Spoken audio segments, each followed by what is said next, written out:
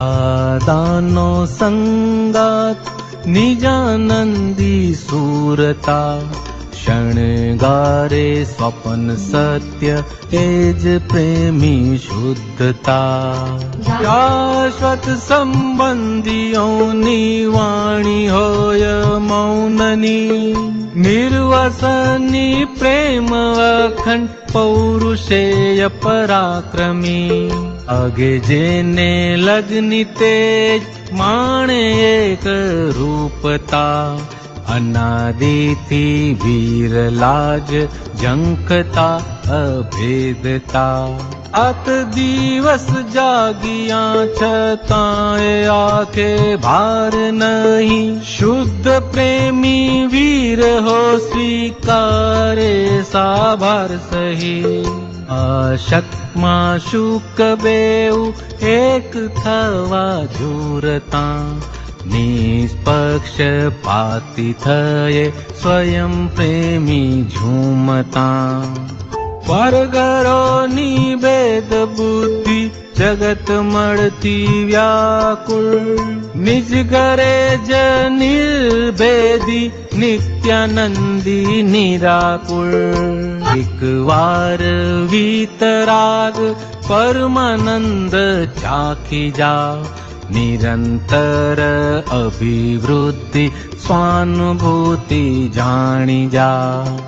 આત્માનો સ્વભાવ મોક્ષ અખંડ સમાધિ જ, જ્ઞાની પુત્ર જ્ઞાન નેત્રે કાળ કર્મે અબાધિત.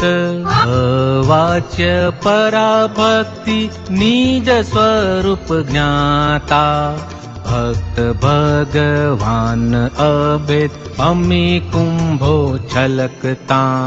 સામૂહિક ચોવીસિયા સર્વોપરી મૂરતા, જ્ઞાન લગન અલૌકિક પ્રેમાનંદી પૂર્ણતા. ક્ષીણ મોહ જિનેશ્વર પ્રત્યક્ષ સલુણા, જ્ઞાન મોક્ષ ઉપાદાની પરમ સત્ય લક્ષણા. દાદાનો સંગાત નિજાનંદી સુરતા, શણગારે સ્વપન સત્ય એ જ પ્રેમી શુદ્ધતા. એ સચ્ચિદાનંદ આખા અર્ધકાળ ચક્રમાં, એ આખા કાળ ચક્ર ની જ વાત છે. આ હવા દાદા હતા નહીં, હવે થશે નહીં, એટલે આપણે શું કહીએ, એમના પ્રત્યેની આપણી અનન્ય ભક્તિ જેટલા સ્વરૂપે થઈ, જેટલી પણ થઈ, તો આ બધા પરિણામ જે આમાં બતાડ્યા છે એ બધા ખુલ્લા થશે.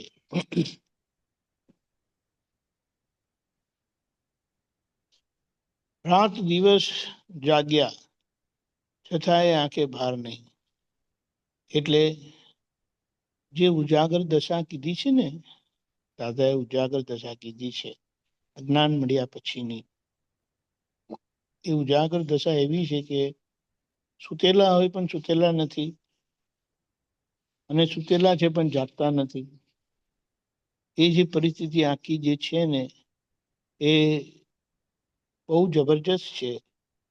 એટલે આખો વખત આ શુદ્ધ ઉપયોગ, શુદ્ધાત્માનો ઉપયોગ એટલે જે પ્રજ્ઞા શક્તિ પ્રકાશિત કરે છે, દાદાની કૃપાથી એ ખુલ્લી જે થાય છે, અને એ જે કામ કરે છે એના લીધે આપણને કામ કરતા કરી નાખે છે. એ કામ કર્યા કરે છે કૃપાથી, અને આપણે બાય ફોર્સ કામ કરવું પડે છે. એટલે કે એમાં જેટલો આપણો નિશ્ચય ઉમેરાય, એ નિશ્ચયથી આપણે પ્રજ્ઞા શક્તિ સ્વરૂપ થતા જઈએ છે. અને પ્રજ્ઞા શક્તિ સ્વરૂપ એટલે દાદા ભગવાન સ્વરૂપ જ છે. એટલે આ રીતે જે દાદા માટે, દાદાની આ દશા જેમ જેમ ખબર પડતી જાય તેમ તેમ દાદાનો વિરહ જેમને નથી જોયા ને એમને પણ વિરહ લાગે છે. કેવું આશ્ચર્ય છે.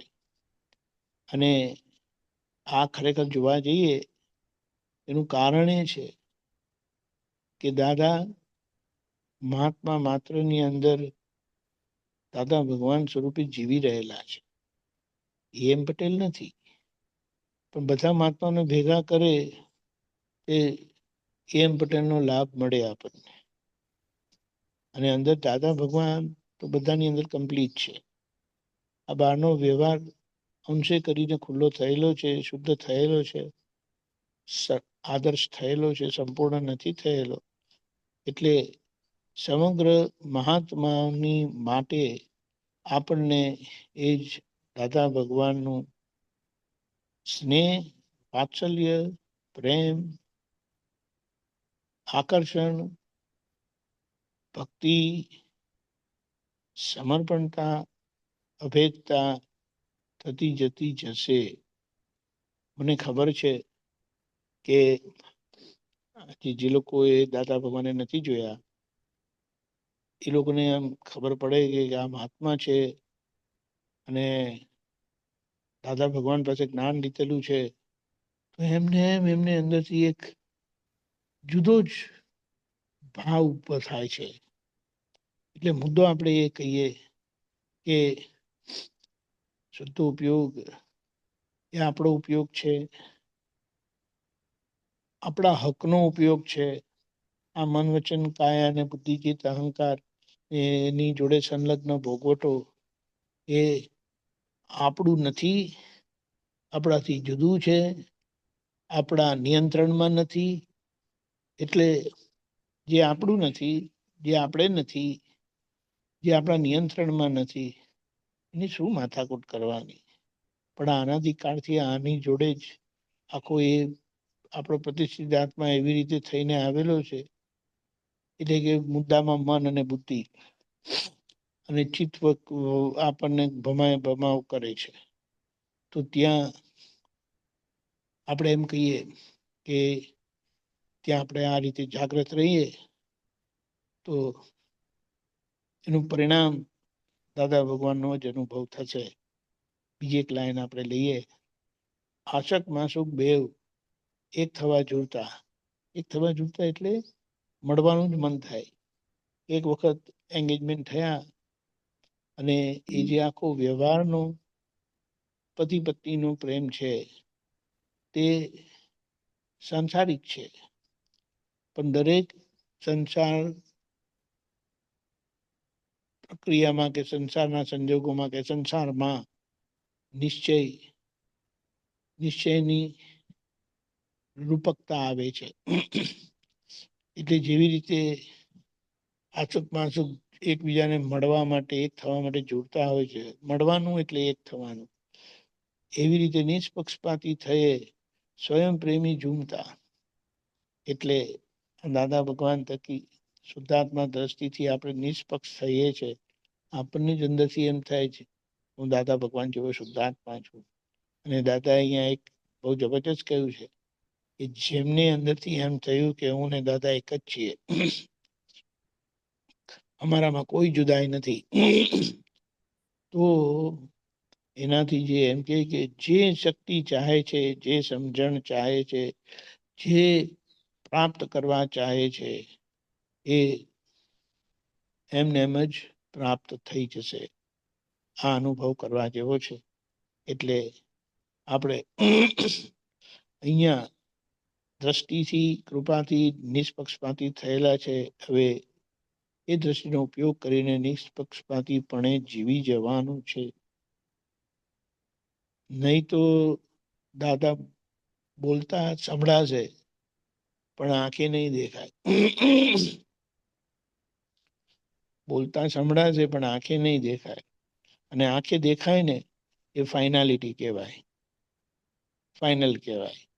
એટલે આપણે આપણો આખો ફોકસ એ છે કે એ દાદા એટલે કે એ સહજ પ્રેમની, પરમાત્મા પ્રેમની સજીવન મૂર્તિ જે હતી મૂર્તિ કેમ કીધા? કારણ કે બધાના શરીર વિનાશી છે, પણ સજીવન પ્રેમ એટલે જીવતો જાગતો પ્રેમ અને એનો અનુભવ એ આખો આપણો આદર્શ વ્યવહારથી ખુલ્લો થશે.